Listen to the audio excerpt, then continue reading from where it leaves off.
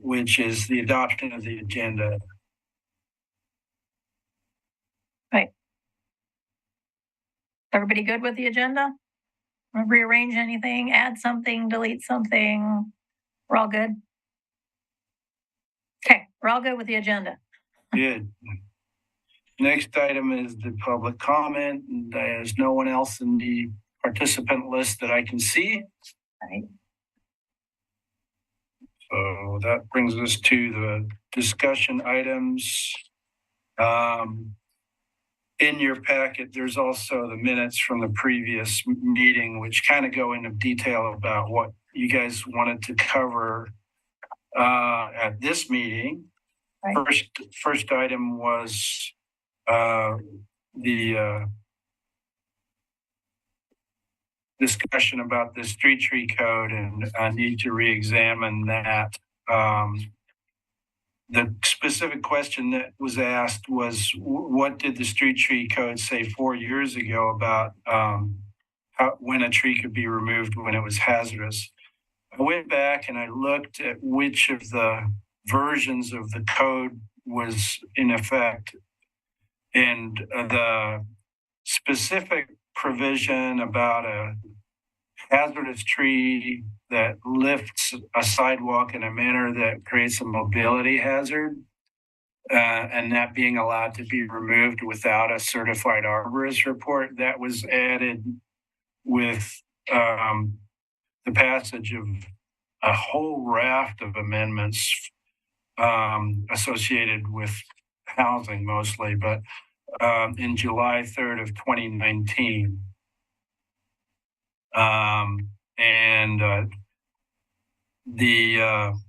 So the concerns from the committee, which I'd like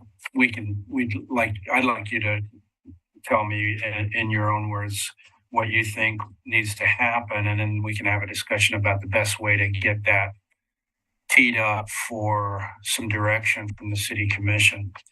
My real concern, and I went back through all my notes, and all I could find mostly in 2019 was the request from the city, actually the demand from the city for us to come up with a policy when the city removed a street tree, because they got big trouble for removing the black walnut by the pool, that because it was lifting the sidewalk and there was absolutely nothing else wrong with the tree.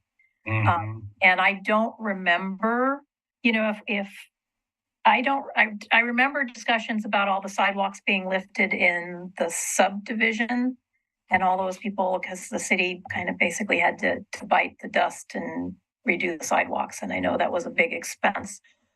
But my recollection is that's what prompted the request for us to look at the street tree list and to modify what trees were acceptable and what widths of right-of-ways, so that we could reduce, if not get rid of, the lifting. And I honestly have no recollection of ever agreeing that trees could be removed just for lifting a sidewalk.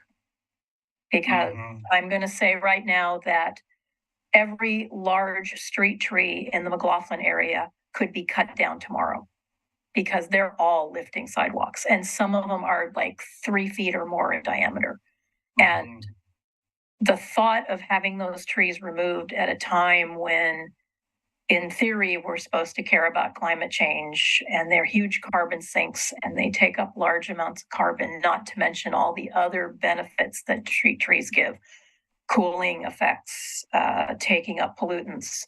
It bothers me greatly. And so, I know that sidewalks have to be okay for the handicapped. I mean, I grew up with a father in a wheelchair, so I understand handicapped accessibility probably better than most people. But there are also things that can be done to mitigate sidewalks lifting besides cutting the trees down. And I know a couple of places in the McLaughlin area where they cut the trees down, and it was before I think I was on the committee, or I didn't realize they were cutting them down. But because I walk there now and I didn't used to, but there's trees that were cut down and the sidewalks were crap, and the sidewalks are still crap. Nobody's fixed the sidewalks, even though the trees are gone. So it's kind of like, well, that defeated the purpose. But I really, really like to see that changed, where, my recollection, because when when Sam and I did the street tree code, when Dee Dee and I did the heritage tree code, when we were looking at all of the different street tree codes, even within the last year, you could not remove a tree unless it was dead or dying, as determined by an arborist. So the sidewalk thing, if we had changed that, it didn't appear in the street tree code until somewhat recently. Because I went in looking up something recently, like within the last 6 months, and found that that was no longer the case, that you could cut it down just for the sidewalk being lifted.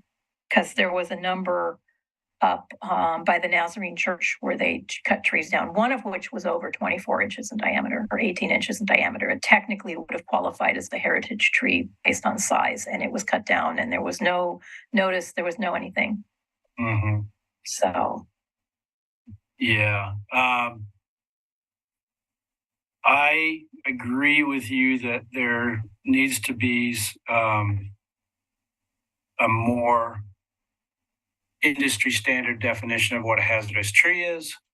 And if the city commission, wants to continue to prioritize sidewalk safety and repair to the detriment of removal of large mature trees in the right of way, then that's a discussion that needs to happen, because it's not super explicit in the code. This policy has been in effect for quite a long time, since at least 2013, and it came out of the same issues that happened up in Park Place, but it was happening all over the south side of the city as well. but there are other ways. There are lots of ways Right. to get sidewalk lifting without cutting the trees down. Yeah, and so to that extent, we need to have a conversation with Public Works Engineering, have them come, or do a work session with them, which was just suggested. I think that's a great idea. Yeah. And to look at alternatives such as suspended sidewalks, silva cells, rubber sidewalk, whatever different techniques the public works. There are multiple different ways to modify sidewalks, because people have done it all over the McLaughlin area. Mm-hmm. Where they've put little tiny ramps in and made it, so it's gradual, or they've, there's people who've lifted the sidewalk. One of my neighbors, because I tripped on their sidewalk, and they went in, and it wasn't that big of a tree, but they cut the root off where it was lifting the sidewalk, and the trees, it's been 3 years, the tree's doing quite fine now. So, right. Yeah. So, yeah. How best do you guys want to take that forward to the city commission? I think one way to do it is to get out in front of them during public comment. Then because you can do that right off the bat, and then it's before the city manager, and the city commission can say, let's have a work session and get the right parties at the table. Yeah, I think that'd be a good idea, actually, to get it before the city. I know the mayor doesn't want any more trees cut down. She gets alarmed every time she hears a chainsaw in the McLaughlin neighborhood. Mm-hmm. Goes down the street from me. So, and so many have been cut down just in the last 5 years, and of big trees. And it's, Mm-hmm. Yeah. So one question, and I don't want to delay the task that you're asking us to do. But one question is it right that is my understanding correct that we don't have a fee for tree removal? Correct. Yeah. That came out of, is going back to 2012. I would have to go digging through city commission minutes, but that was the year 2012 and 2013 was the year that there was basically a sort of a neighborhood revolt against planning staff requiring arborist reports and more than one-to-one mitigation for tree removal citywide. And we had to we did a series of presentations to each of the neighborhood associations to explain what the tree code said and to get feedback to take to the city commission and decide what they want to do. So, and so it started as early as that. Can you repeat your question, Sam, so I make sure? Oh, just my understanding is that right now there is no fee right for a tree permit for removal at any point. There's no, well, for a street tree permit, there is no fee. Right. The street tree code is a different tree protection code than the development review code. Right. So just street tree. So someone, for whatever reason, wants to remove their street tree, there's no permit for that. They can just put it in and then. Yeah, it's reviewed, but there's no fee for that. The Public Works Department, if it's associated with sidewalk repair, Public Works charges a fee for the sidewalk repair permit, which is a separate permit. And they have an inspector that has to go out and make sure that the sidewalk repair meets Public Works standard. But there's no fee associated with planning department's review of the tree removal. So we just eat that.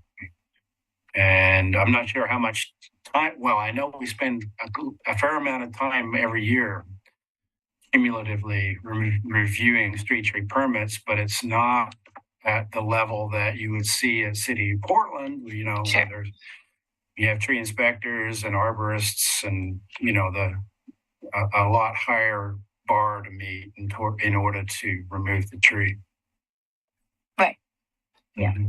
A very high bar to remove trees. Mm-hmm. I had a question for Sam or anyone who has this information, but is it standard to not have a permit or a fee required to get those trees removed, or what does Portland do, for example? Well, they certainly charge a fee, and then they have mitigation requirements. Sam, do you have any idea? So I'm not in that work group that works more closely with that specific aspect of the code, but they do have a fee, and I think it's in like the $200 range, to my memory. And then they also, their mitigation is per caliper inch mitigation. So it's not 1-to-1, if that makes sense. So like if you take out a large mature tree, a 1-to-1 would mean you plant a tiny little sapling in replacement somewhere to mitigate that large mature tree. In Portland, that is not the case. It is however much volume of wood you remove, you have to replace in multiple trees, however large that mature tree was, in inch per inch, basically. So if it was like a 24-inch tree, and you plant like 12 2-inch caliper saplings, something like that. So I might not get that accurate, but it is not 1-to-1 in Portland. It is more than that. Right. And the goal is to quickly gather more of the benefit of that mature tree in new trees somewhere in the city, if not on that location where the mature tree was removed. But they can either replace the trees on site somehow or pay a fee in lieu of doing that work. So they put the money into a fund that goes urban forestry, and then urban forestry goes and does work somewhere with that money. Yeah. Oh, thank you.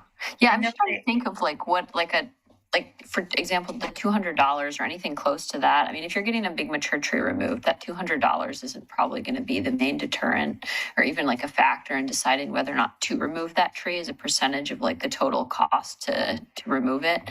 And so, yeah, I'm just thinking like, what is the purpose of that fee? But I guess if it's used to replant elsewhere in the city, even if like simultaneous to that, there's a replanting that, it sounds like is probably, very inadequate, but still, yeah. I mean, I guess ideally, if the tree has to be removed for whatever reason, there is a replacement requirement that is robust, and also like a fee that's paid, because obviously, like if you plant, even a number of small trees, it's not going to be doing the work of that large mature tree for many, many, probably decades.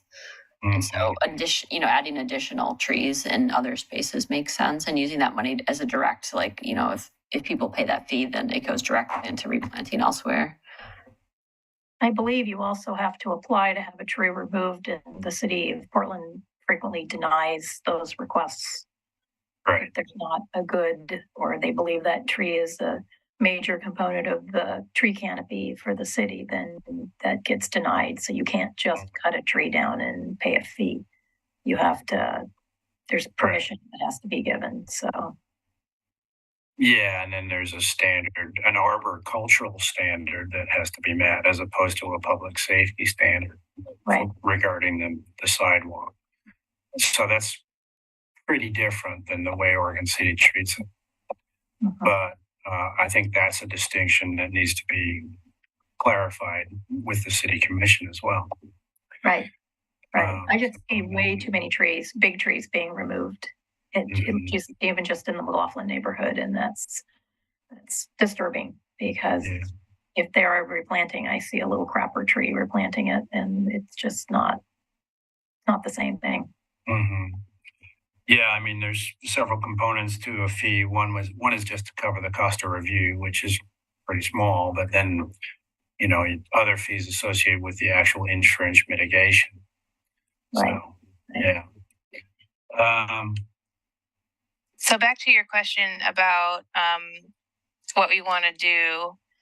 I guess what we want to do is to argue that we should have a more robust conservative approach in our tree code, and it doesn't appear to have that. But I'm not sure what the best way is to go about arguing for to make a good argument for that, if that makes sense too. Mm-hmm. And who would we partner with to kind of support us in that effort? Mm-hmm. It's, Nancy had talked about how you helped develop that policy for additional permitting and noticing requirement for city staff removal of trees. Right. Associated with either a city capital improvement project or city removal of a street tree in front of a storm pond, because we're the abutting property owner in that situation. And that actually requires an alternatives analysis that could dispute whether the tree needs to be removed or not, and what alternatives there are to that. Yeah. So that has been put in place as a resolution and a policy that applies to city staff. That you could, potentially say, we passed this resolution, this policy applies to the city staff. Is that something that the city commission is interested in applying to the public in general? Right. Trees technically belong to the city, even though the people that live there manage them. I mean, they're still city property. They are still city property, city right of way, right? Yeah. Mm-hmm. So that's a point I'd like to make. And I think where this is leading towards is potentially not just improving the public tree code, but improving a tree code in general, and essentially rewriting it.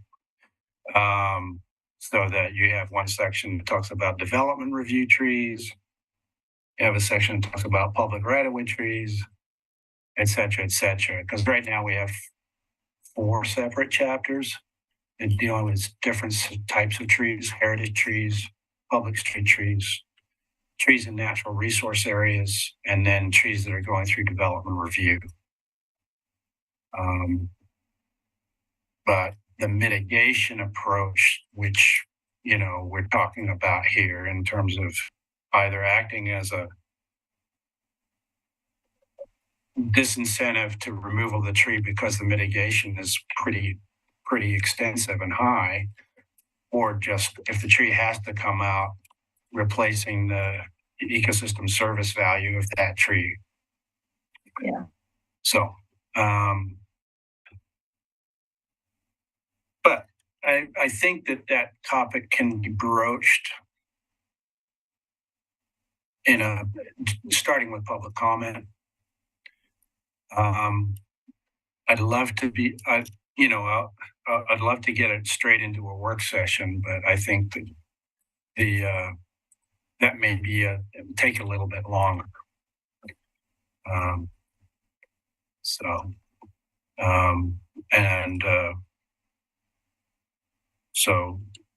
trees being in the right of way, the fact that we have, not followed through on a city arborist. Right now, the city commission has kind of prioritized other things, but that doesn't change the fact that this issue is important to people on the commission, certain people. It's been one of the good reasons to have a city arborist. Right. Yeah. Yeah. I have a more robust and more conservative tree code, street tree code. I have a quick question on this. The work they did on the South End Road sinkhole, whatever that was, there was something on the project page about the trees they took out and how they were required to replace them, I think, elsewhere. What did that fall under, or what was the guiding regulation for that? Well, if the trees were part of the city right of way already, they would have had to have been replaced according to our mitigation ratio for private development. And that would have been a public works project, I think you saw. Is that what you were talking about? Okay. I'm not familiar with that particular project, but I'm just talking about the general. So city staff has to go through all the same permitting processes that private or the property owners have to go through. I can look into that and come back with more information at the next meeting. If you want to tell me where you found that, and I'll follow up with Public Works. It was just on the project page, I think, on the city site. Okay. That's where I saw that. This was when did they do that? About a year ago, I guess. Okay, because that projects page is kind of like divided into different types of, there's the land use pieces, and then there's the public works capital project, which I don't look at because I'm in planning, but we would have issued a permit of some kind associated with that. If it was associated with pavement maintenance utility fee program and they were replacing curb ramps, that's another thing that triggers permitting through our street tree code. But that needs to be clarified as well, the level of mitigation associated with those types of trees, because when the trees come out off of private property, well, first we have to see where the tree is growing, and then and how big are these curb ramps that are being put in. They're a lot bigger than your typical older curb ramps. These new ADA compliant curb ramps go pretty far down both rights of way on the corner lots, and they have the potential to take out quite a bit of land. Yeah. Thank you. Yeah, sure. But yeah, follow up and I'll get that info. You were interrupting the meeting. Yeah. Shadow had to go. Shadow. Shadow. She's 2. Oh, is she Like one of those ankle biters that was bothering you the other? Yeah. Like last winter? Yeah. Yeah, she's always doing that. But except when it was really funny because when I got sick, I got COVID and then I had surgery, and she just living up to her name. She won't let me out of her sight. I go to take a nap and she has to come take a nap with me and purr the whole time. And I think she thinks I need purr therapy or something. I don't know, but she's just bound and determined that she needs to be with me. Which is cute.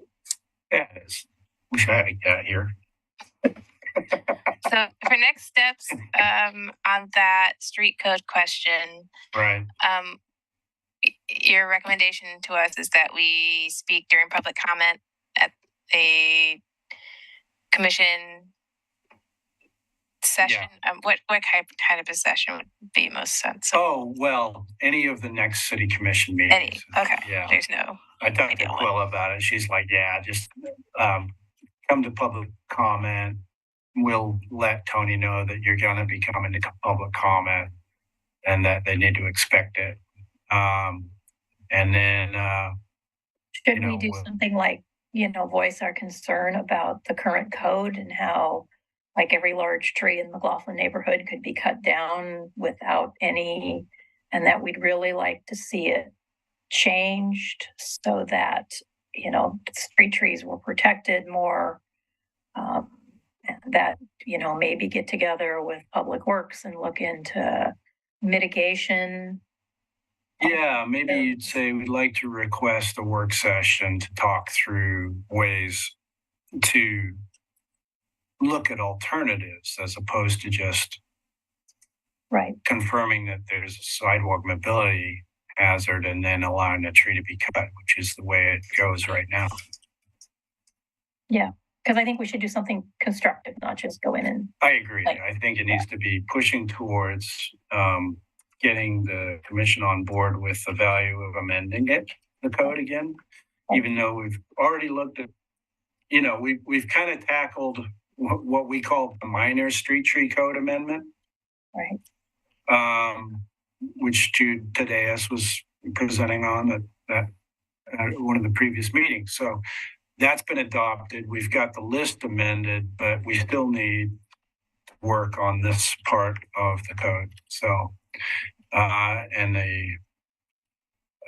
there are plenty of examples. I believe I looked at the Milwaukee code as well, and they've copied a lot of what Portland did in terms of the review and mitigation process. And that's going to come with a price tag associated with, obviously. And then we'll have to revisit the discussion about resources and what the city commission can support. But, But then losing losing the canopy is a huge blow. Right. Property values and to everything else. So. Mm-hmm. Yeah. So would it be appropriate to then have some sort of agreed talking points from the NRC and then we can present as the NRC rather than as a private citizen? Yes. Okay. I think I see value to that. Let's see, the best way would be, how would we do that? Well, I was going to say that next meeting, we were going to invite Josh Wheeler or John Lewis to attend to talk through this. And then we could also at that meeting, well, you've already decided that is a good approach. It's just a matter of who wants to write the letter. One of you could write a draft and send it to me. And what we have to do, but I think two of you. I'm trying to comply with public meetings rules here. Right. If it looks like we're making decisions without adequate notice, that's not good. So we'd either just bring a draft to our next meeting at the same meeting at which we talk with John or Josh, and then move it forward in December. Right. That's probably the best way to do it. Okay. Yeah. I'm happy to work with others on the NRC about this, but I wanted to hear from Dave and Brian and Emily. What are your thoughts about the city code regarding trees, street trees, anything like that? Are we just talking about street trees right now? I think we could pace ourselves and just talk about street trees, but I see it's a very rich topic personally, but I want to kind of share the air. Sure, absolutely. Yeah. I mean, just to echo kind of what you and Nancy had said, I think that, especially in the McLaughlin area, because there's those sidewalks and there has to be a way, and there is a way to mitigate, to make it accessible while also preserving that canopy. I guess one other thing that I'm not super familiar with the code on, but Oregon City has seen so many developments in the past couple of years, and that one development on Holmes Lane recently, I noticed that they're putting in a bunch of like condominium townhomes. There's a bunch of trees cleared that, as far as I can tell, like they weren't really in the way of the structures or the road that was going in. And I guess I ideally would like to see a code that reflects like higher valuation on trees in areas that are about to be developed, so that instead of just like paying a minimal fee, there's actually like a priority to keep those trees, and not invasive trees, even if they're mature, but just like especially native trees, and just prioritizing that so that there can't be just a couple $100 fee, which is so small for the price of these developments and how much money goes into them. Like I don't really see fees as being all that prohibitive in terms of preventing the loss of mature trees, because that price to remove them is going to be so high. So yeah, I guess I would ideally like to see something that incorporates a higher valuation on trees and in areas that are about to be developed. And I don't know what that looks like, but just having something like that brought up. And I'm happy to work on a statement also with you, Sam. Or I don't know if what is the protocol like? Can we draft it in the interim weeks between now and the December meeting, and then we just discuss it, and that's like sufficient public notice kind of thing?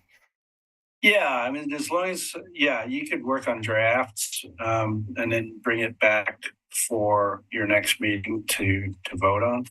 Okay.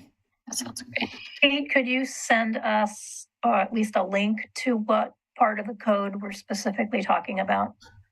Yeah, sure. Okay. It's a lot easier to modify something when you have something. Yeah. Our municipal code has several ways to download into Word format. Okay. So you can, so there's Chapter 12.08 is the public street tree section of the code. Chapter 17.41 is the actual development review tree code. And they're both on the Municode website, but I will send you those links. Okay, that'd be great.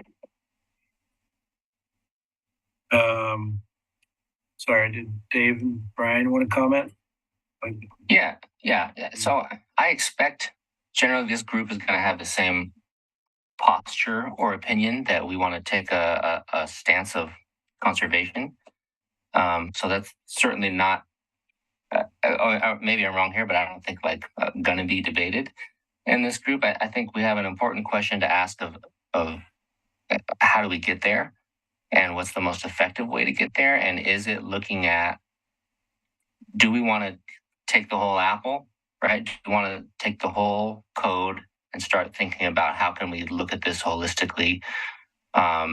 Maybe that's a yes, maybe it's a no. I don't have an opinion there. Or does it make more sense to take some bites, right?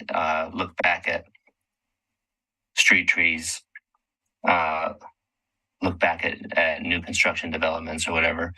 I don't know the answer, but what I know I do want is for us to exact the kind of influence that having, the people on this group and the experience on this group, like how do we really move the needle and get as quickly as we can from discussion to action that's going to support our city. So I certainly don't know the answer, and I think many on this committee have more time in public service than I do, but I want us to really consider the process here and how we can do the best that we can with all the resources that this committee brings. So no real suggestions there, but just some thoughts about how we get to what I think we all want. maybe when Pete sends the links, we should all look at them and look at what parts we think should be changed or modified in some way. And then when we get together at the next meeting, we can bring up what parts we think should be modified and how we'd like to see them modified. Or well, I can also send you the links to the applicable sections of the City of Milwaukee Code, for example, and how that compares to ours in the Portland Code. That'd be great. I know for development review, Portland, it requires like 25% of the mature trees on the lot have to be preserved. And if you have to remove those trees, then the level of mitigation is really, really high. And the first bar that you have to meet is preserving them. And then work your development plan around that. There are exceptions for affordable housing projects, for example, in the City of Portland, and other exceptions as well. But I'll drop those in for comparison's sake. Okay, that'd be great. That would be great. Mm-hmm. Dave, did you have thoughts? Yeah, I don't have anything profound or of super value, which you guys will get used to that from me. But I do agree with Emily that a fee is not going to be prohibitive if that's the goal. I think it's going to require some sort of approval step, and I think it has to be a collaborative effort with safety, with preservation, with creativity. So it's Public Works and probably a representative from this group. And I'm not sure how that looks, but it seems like we need a bunch of stakeholders to weigh in. Maybe it's on an individual basis, or maybe we can come up with a solid enough code amendment or revision that would cover that. But I think fees aren't going to get the job done.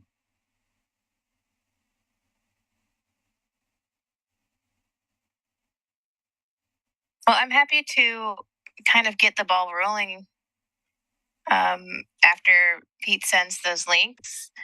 I can kind of do like a point by point looking at our code and say, like, here's what, in comparison to our code, here's what Milwaukee does, here's what Portland does, and just kind of do a comparison. And then maybe that way it's just easy for people to see the comparison. And then we could, like, in like a section of the page next to it, say like just comments, a space for comments, or even just on the same page, just a space for comments for talking about areas we like and would like to see improvement, and or any other questions we might have, like where is there areas in our code that other cities have, more robust codes, say, like, is there areas that we're missing out? Not just in terms of preservation of the tree, but like, is Oregon City shortchanging its own systems and its staff by not implementing some other aspect of the code, like a fee? If we're not charging a fee, or if it's too low, are we shortchanging the amount of effort and work that goes in from our city staff to go and look at these plans or to evaluate these permits? So that way we can kind of talk about the budget ramifications. So I don't know if that's a valid or useful component of this analysis. I'm not terribly knowledgeable about that, but I would ask that question, like, is there a code budget ramification that would benefit city staff and be so that we're not, losing money unnecessarily? Pete, if Sam did a synopsis like that with what our code says versus Milwaukee versus Portland, and then a place where we could write comments in, could she send that to you and you send it to us so we have at least that background? So when we get together at the next meeting, we can we can bring up our discussion we point. can collaborate on that. That'd be great. Yeah, I just can't do things outside of, I don't want to violate the public meetings. Right.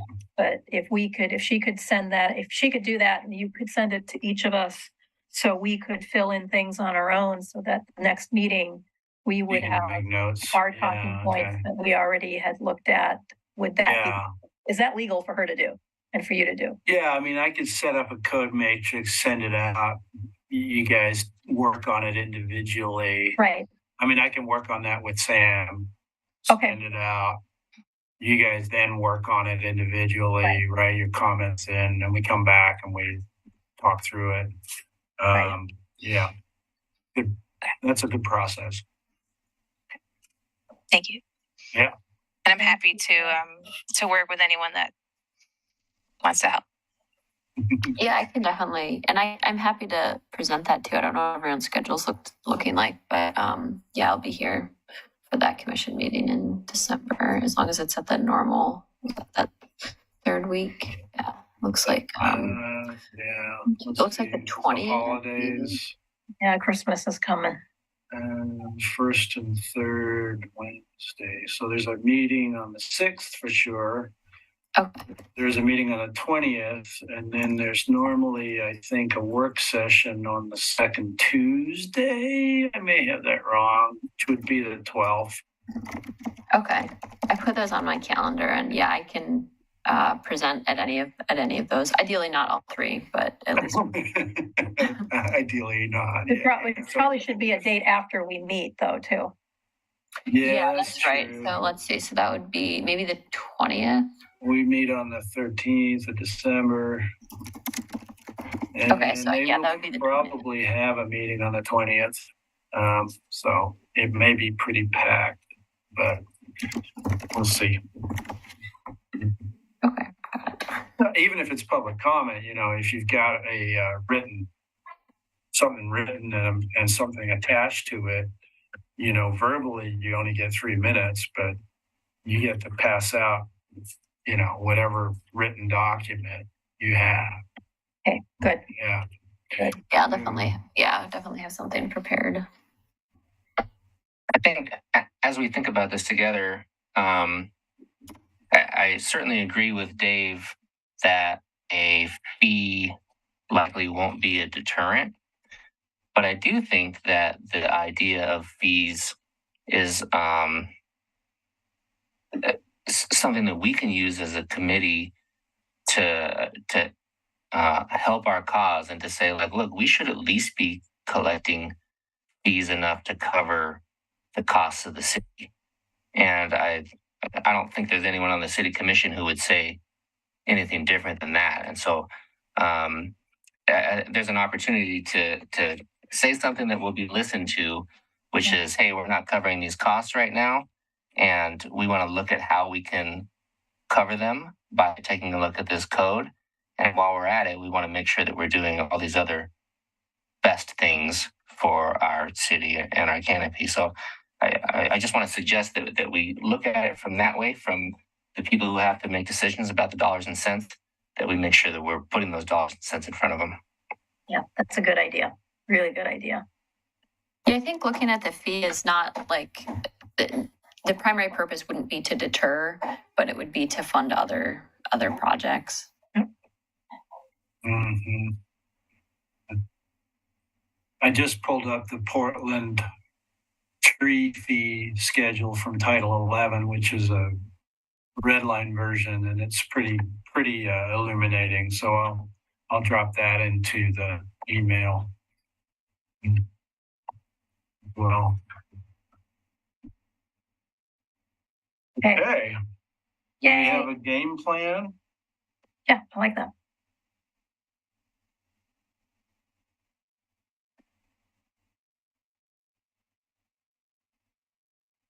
Next up on the discussion list was a climate action plan. So City Commission has not provided direction to work on a climate action plan, but planning staff is implementing the climate friendly and equitable communities program mandates from the Department of Land Conservation and Development. That recently completed what is called the rulemaking process at the state level. And we have implemented the very first part of this program, which is directed towards evaluating parking requirements and removing minimum parking requirements when you're within a half a mile of a frequent transit corridor. So that part of the program is already in effect. But the remaining parts of the program for which they've been establishing these rules have to do with a wider goal of looking at your zoning map in relationship to, where your natural areas are, further parking reform and management. So we would have to work through a process with the city commission about whether they want to remove parking minimum requirements citywide potentially, or whether we want to evaluate certain parts of the city and manage those for parking. The state has already blessed certain cities' plans where it just made more sense for them to not mandate minimum parking in their development code. I think Milwaukee has done that. Portland's done that. And we have not done that yet, but we have to work through that process with City Commission. The other parts of the program have to do with setting up electric vehicle charging, either for your public fleet or through provision of charging stations in the public right-of-way. Transportation planning, so amending your city's transportation system plan to make it more climate friendly, and then doing it all through an equity lens. So when you're going to pass a parking reform, for example, what effect does that have on your disadvantaged populations in your city? What else is there? So we're working on that over the next 3 years. And it's I'm just going to say that given the funding available right now for electric vehicles, electric charging stations, that the city could be installing and making money off of people charging their vehicles up. It just seems like waiting 3 years to even start doing anything just seems really short-sighted. No, I'm talking about there's a whole host of code amendments that cities would have to pass, and there's a deadline that the state has been working on by which that time they have to do it. Okay. That's what I mean. So we have to look back from that deadline and start the work program. So it is pretty extensive. I provided a link to that. It was just, and they're also setting up a lot of grants that would allow us to audit our code and find out the best parts of the code that can be changed, not just the zoning code, but for example, the public facilities code and that sort of thing. So where we could pull in a consultant to help with that work. We did have a consultant working on this, and they've got that's Elizabeth Decker with Jet Planning, helped us with the initial parking reforms that we put into place last year. And then she's got some additional work to do, but then we're going to look for more grant funding to implement this.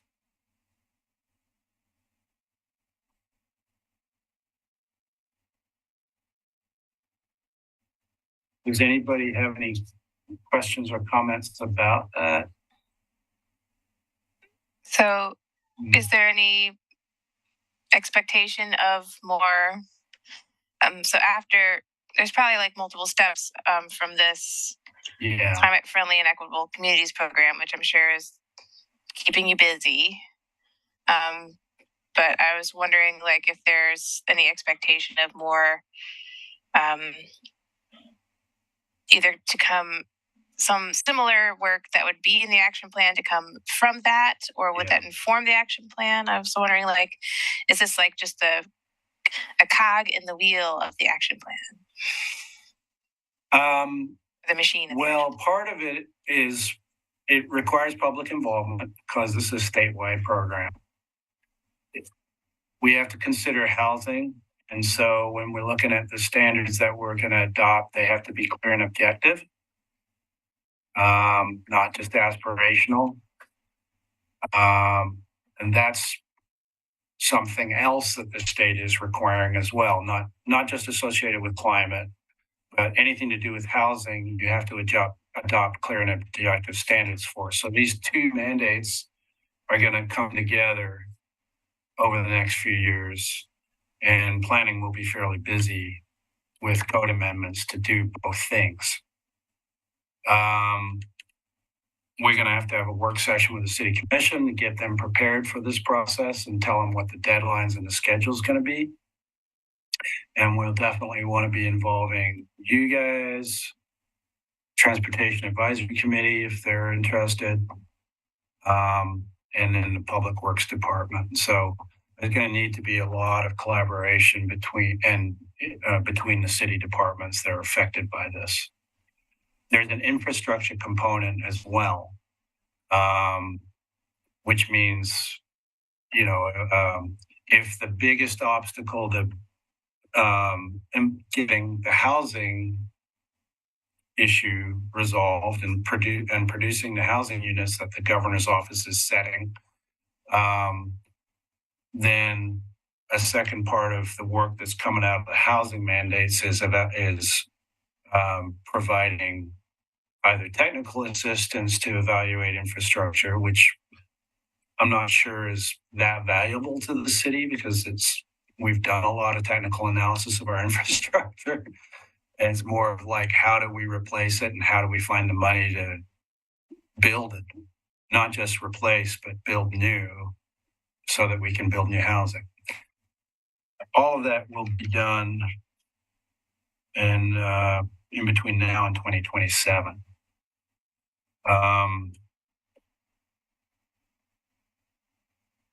So that's all pretty new. I mean, a lot of the rulemaking has only recently been completed, and I'm talking like within the last week.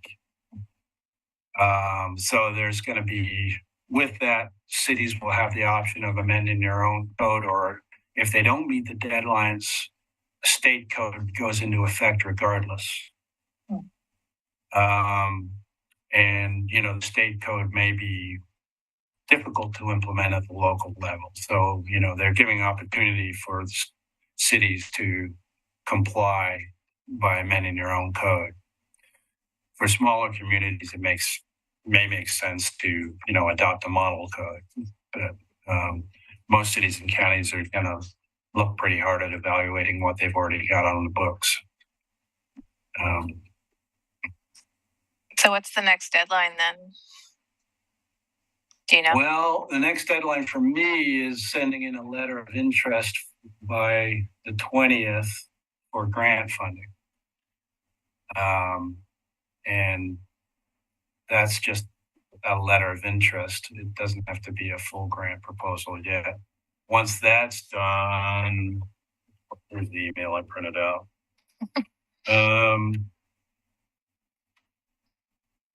Pre-application concepts by November 20th, and then the full proposals are due January 23rd, 2024 for grant to support implementation of the remaining parts of CFAC.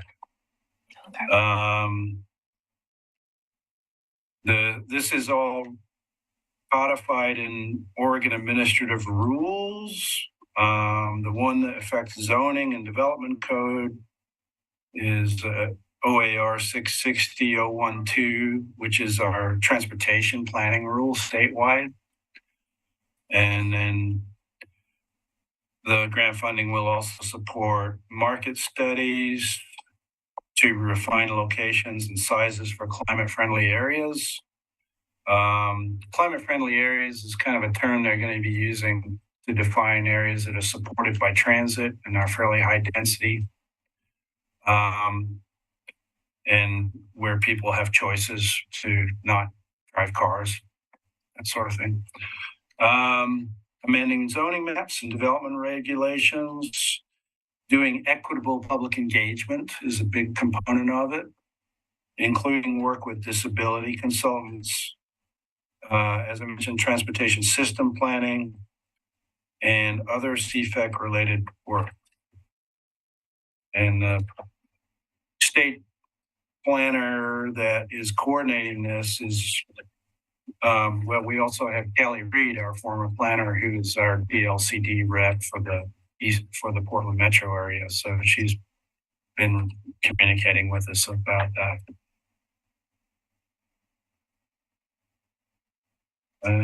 Yeah. Great. Well, it sounds like a really good project.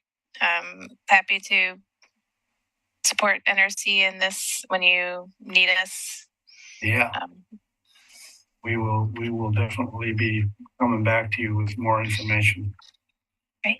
There is, we actually have a web page for CFEC on the city website that talks about what we've done so far.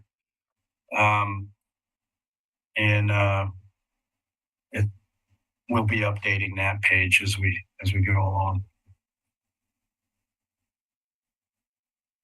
Okay. How are we doing on time? 7:30. Still time. Next item is the work plan. So our 2023-2025 work plan is in your packet. This is the plan that Nancy, you presented to the city commission. Right.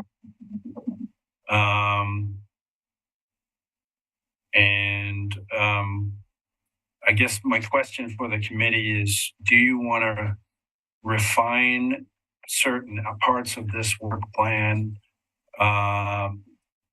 We could put that on a work plan agenda for further work review once we get more fully staffed up with members, or we can just put it on our next one. But the way it's laid out in your packet is organized according to the responsibilities for the NRC and our bylaws, and then a numbered series of activities under each one of those.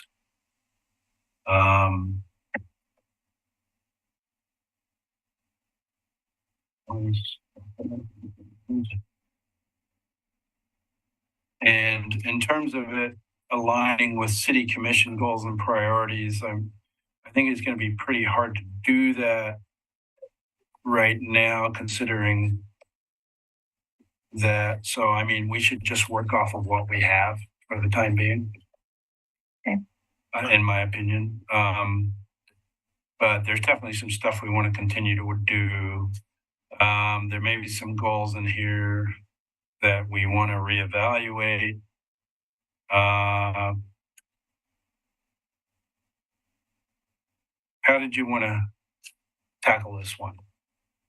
I would almost say you should probably wait until we see if assuming we all approve Doug and he joins the committee, I think he might have some different ideas about things that he would like to tackle that, would be good to hold off maybe until, another month or two until he becomes a member of the committee, assuming he gets the thumbs up from everybody. Yeah, that seems like a really great idea, Nancy. Yeah. Because he comes at things from a different perspective than all the rest of us. So.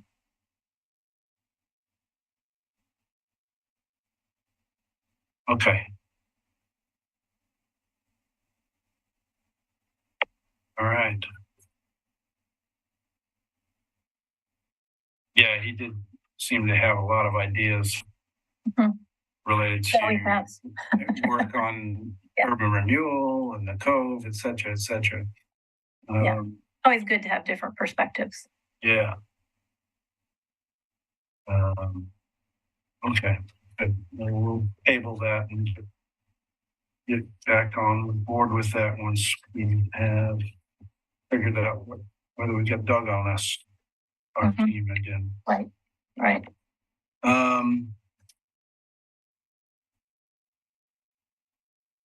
Okay, so that brings us to, what does that bring us to? Approval of minutes? Approval of minutes for the last October meeting. Right. They look good to me. Yeah, they look really good.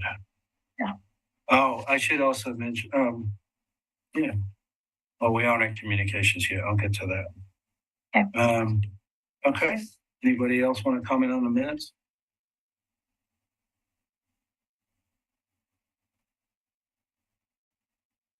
Okay.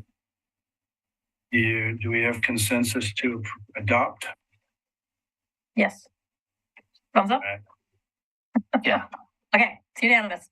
Unanimous. Well, I can't see Emily. I'm assuming Emily is. Yes, thumbs up. Okay.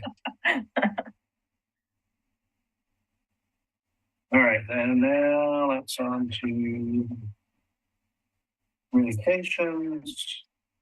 I think Nancy and Sam saw the email today about the two camper down elms that are in the Mountain View Cemetery, and the pruning work that had been done by Bartlett Tree Company.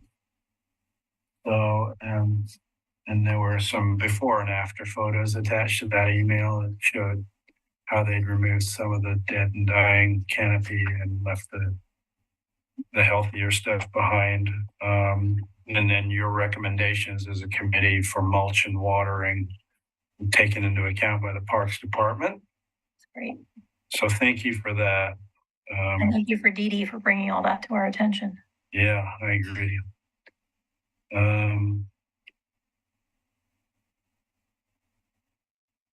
And let's see. Does anybody else have any communications? The only one I have, and I just sent an email, was that Tree City USA applications are due, or probably already due. So just checking that Oregon City's already reapplied. We haven't already reapplied. I had some technical problems getting into their portal. It's due December 13th. So I got the technical problems resolved, but now I need to actually get the data in. So we'll be beating down the doors at Public Works and Parks to get the data that they're supposed to provide me. Great, thanks. Yeah.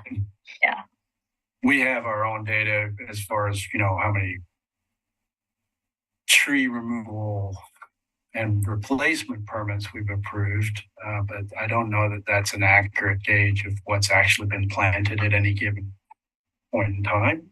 But that's what we provided in the past for the year. And then Parks and Public Works provides, their cost estimates and tree numbers and what they planted and that sort of thing. Plus, we have, once that's uploaded, we can apply for a growth award if we've done anything innovative this year. And, it has to be a fairly significant project in order to qualify for a growth award. I don't know that we'll have anything this year. Yeah, I'm on it. Great. Thanks. That's all I have. Good. No, thanks for bringing that up.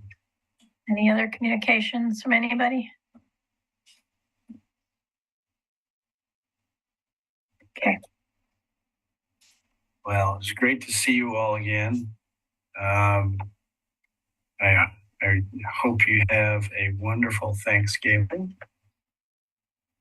You too. And Thank I you. will Yeah. follow up with that email about, and we'll put together a matrix for the next meeting about the And see if we can recommended. somebody from Public Works to join us. Yeah, I'll get Josh, or I'm going to invite Josh and John and Okay. see. It'd be great to have input from them before we go before the city. Yeah. And Dante Posadas is our right-of-way manager. He maybe have some input as well. Yeah, that may be good. We worked with him on a lot of the street tree stuff. So. Right, exactly. Yeah. Okay. Okay. Thank you. Thank you. Okay, meeting's adjourned. Meeting's adjourned. Thanks, Nate.